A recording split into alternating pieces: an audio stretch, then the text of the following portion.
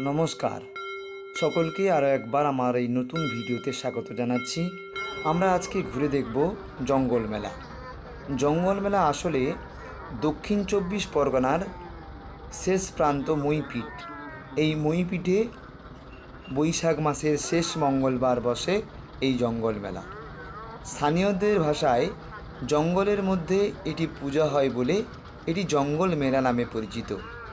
আসলে এখানে বনদেবী পূজিতা হন বৈশাখ মাসের শেষ মঙ্গলবার। তাই হাজার হাজার মানুষ এই জঙ্গল মেলা দেখবার জন্য ভিড় করেন বৈশাখ মাসের শেষ মঙ্গলবার। আমি এবং আমার সহযাত্রীদের নিয়ে চললাম সেই জঙ্গল মেলা দেখবার উদ্দেশ্যে।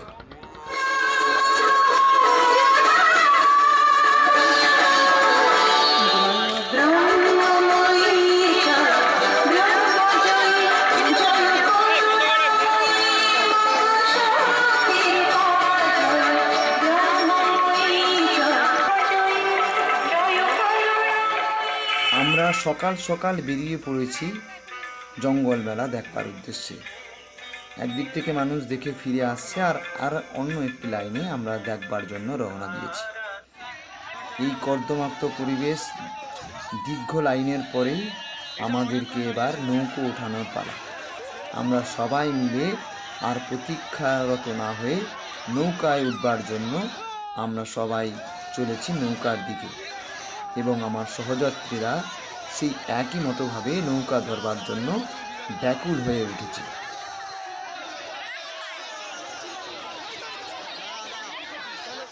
আমরা অধীর আগ্রহে দাঁড়িয়ে রয়েছি উপকূলে, আমাদের নৌকা কখন এসে নিয়ে যাবে সেই অপেক্ষায় রয়েছি।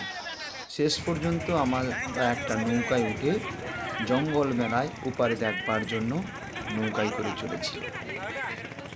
আমরা নেমেই গা ছমছমে পরিবেশ, যেখানে বাঘ কুমির সব একই জায়গায় বসবাস করে, এমন একটি জঙ্গলের মধ্যে দিয়ে হাজার মানুষের ভিড় ঠেলে আমরা সামনের দিকে এগিয়ে চলেছি জঙ্গল মেলায় সেই বনদেবীর পূজা কিভাবে পূজিত হন সেটা দেখবার জন্য। এই হলো সেই মাতৃমন্দির, যেখানে মানুষ দর্শন করার জন্য অধীর আগ্রহে দাঁড়িয়ে রয়েছে।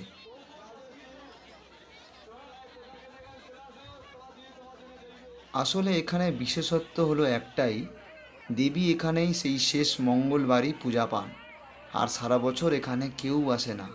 কিন্তু মন্দির আগামী বছর যেই অবস্থাটা ছিল বর্তমানে সেই অবস্থাতেই দাঁড়িয়ে রয়েছে। এমনই এক অদ্ভুত ঘটনাকে সাক্ষী রেখে এরপর পুজো সেরে আমরা এবার বাড়ি ফেরার উদ্দেশ্যে রওনা দিয়েছি। শেষ পর্যন্ত আমরা মাতৃ দর্শনের পর নদী থেকে নেমে আবার সেই কর্দমাক্ত পরিবেশের মধ্য দিয়ে রোমাঞ্চ এক অনুভূতিকে সাক্ষী রেখে আমরা ফিরে চলেছি আমাদের নিজ গন্তব্যস্থলে। সকলেই ভালো থাকবেন, মায়ের আশীর্বাদ নিয়ে আপনারা ভালো থাকুন, আপনাদের সকলের মঙ্গল হোক এই কামনা করছি।